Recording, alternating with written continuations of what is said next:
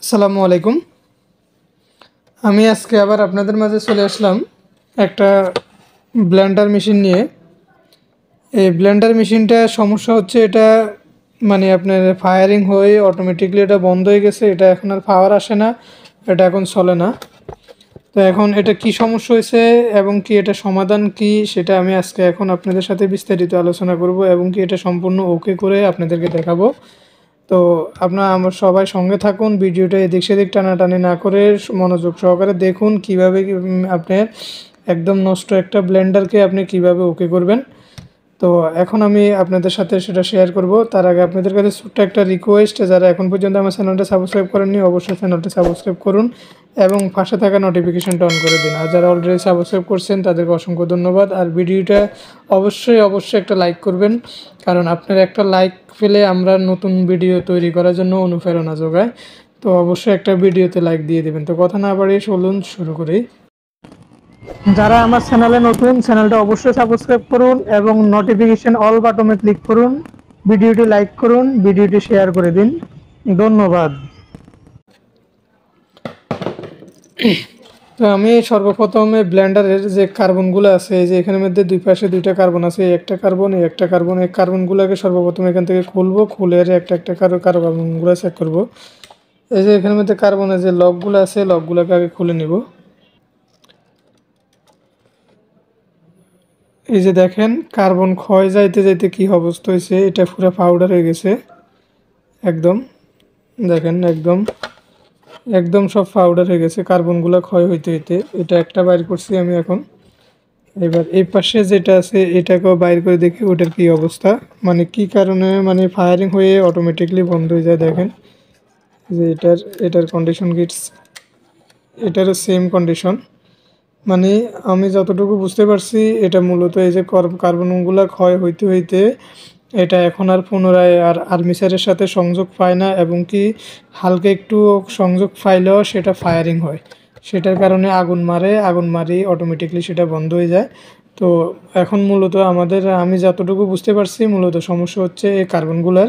তা এই কার্বনগুলোকে আমরা এখন ফুল সেট, দোনোটা সেট কার্বন আমরা এখন চেঞ্জ করে দিব। তার আগে আমাদেরকে একটা কাজ করতে হবে কি, এই যে লক্ষ্য করেন এই যে আর্মিচারের ভিতরে কার্বনগুলো পড়া যায়, এই যে আর্মিচারের ভিতরে কার্বনগুলো পড়া যায় একদম কালো হয়ে গেছে। দেখেন এটা দেখা যায় না, একদম কালো হয়ে গেছে আর কার্বনের পাউডারগুলো মিক্স হয়ে। তো তার আগে এখন আমরা এগুলাকে জাস্ট একদম ওয়াশ করে বা ভালো করে শিরিষ কাগজ দিয়ে ঘষে এটাকে পরিষ্কার করে ফেলবো। পরিষ্কার করে তারপরে এখানের মধ্যে আমরা নতুন কার্বন সেট করব। তো আশা করি তা আমাদের মোটরটা আশা করি ঠিক হওয়ার সম্ভাবনা আছে। তো এখন আমি সর্বপ্রথম এটাকে শিরিষ কাগজ এবং বা ছুরি বা শিরিষ কাগজের সাহায্যে এটাকে ঘষে এটাকে পরিষ্কার করে নেব। এই যে আমি একটা কাঠের সিরিজ নিয়ে নিলাম। মানে এগুলা পরিষ্কার করার জন্য, আর্মিচারটা পরিষ্কার করার জন্য সবচেয়ে বেস্ট হচ্ছে আপনার যে কাঠের 1 নম্বর যে সিরিজগুলা, মানে কাঠ ডোলে ফিনিশিং করার জন্য যে সিরিজগুলো ব্যবহার করে, এই কাঠের সিরিজগুলো দিয়ে আপনি এগুলাকে পরিষ্কার করাটাই উত্তম।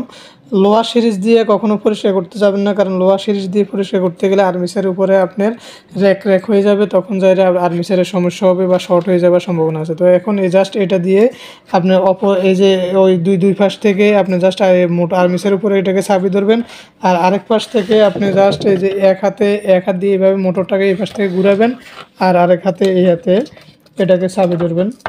এই যে দেখেন আমি জাস্ট এই যে এখান থেকে ঘুরাচ্ছি, নিচ থেকে আমি এক হাতে ঘুরাইতেছি, আর উপরে এক হাত দিয়ে আমি আর্মিচারটা সেটা ধরে রাখছি।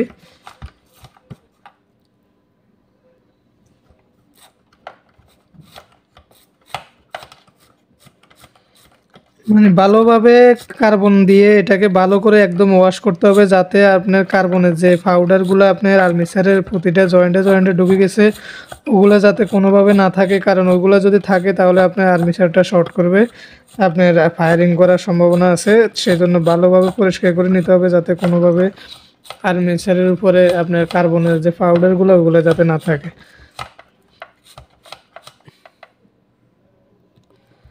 আমরা অনেক সময় মনে করি যে এটা সম্ভবত পুরোপুরি আর্মিচারটা নষ্ট হয়ে গেছে বা মোটরটা নষ্ট হয়ে গেছে, সেজন্য আমরা মানে উম, মানে বলি যে পুরা মোটর চেঞ্জ করা লাগবে। আমরা এটাকে কাজ করতে চাই না, পুরা মোটর চেঞ্জ করার জন্য আমরা প্রস্তুত হয়ে যাই।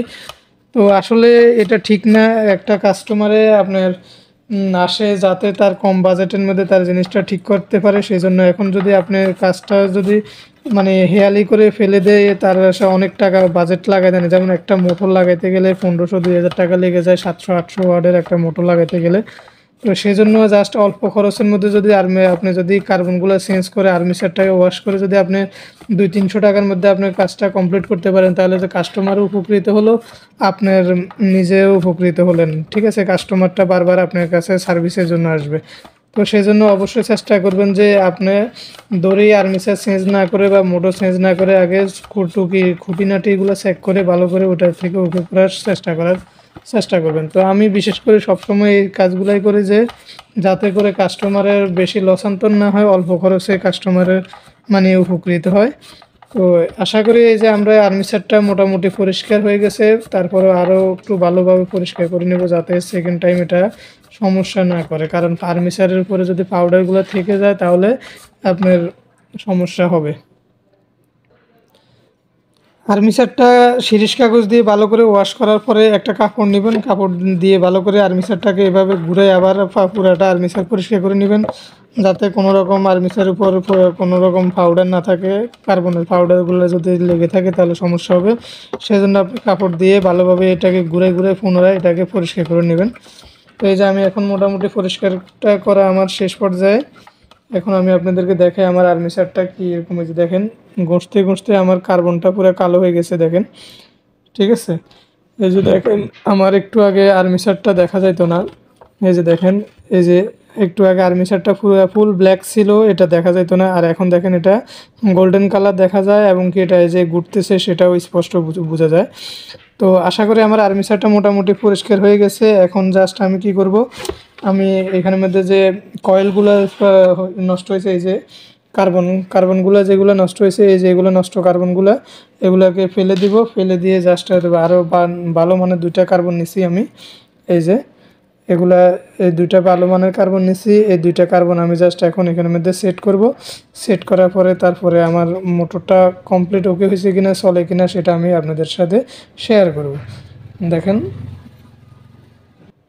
তা আমি মোটামুটি 2টাই কার্বন এখানের মধ্যে সংযোগ করে দিছি, এবার ফিটিং করে ফেলছি। এখন আপনারা কার্বনগুলো লাগানোর পরে অবশ্যই লক্ষ্য করবেন আপনার কার্বনটা পুরোপুরিভাবে আর্মিচারের মধ্যে যায় অ্যাডজাস্ট হয়েছে কিনা, কানেকশন পাইছে কিনা, সেটা অবশ্যই খেয়াল করবেন।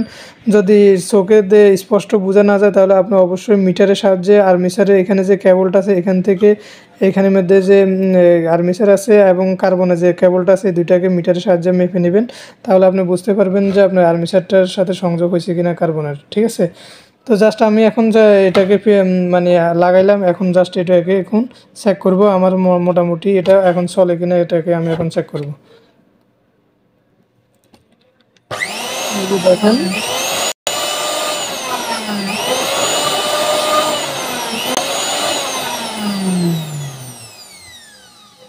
আমাদের ব্লেন্ডারটা মোটামুটি কমপ্লিট ওকে, কোনো ফায়ারিংও করতেছে না এবং খুব ফুল স্পিডেও চলতেছে। তো আমাদের কাজটা আশা করি 100% সাকসেসফুল। আশা করি আপনারা বুঝতে পারছেন। তো এখন আমরা ব্লেন্ডারটাকে পুনরায় ফিটিং করব, ফিটিং করে আপনাদেরকে দেখাবো।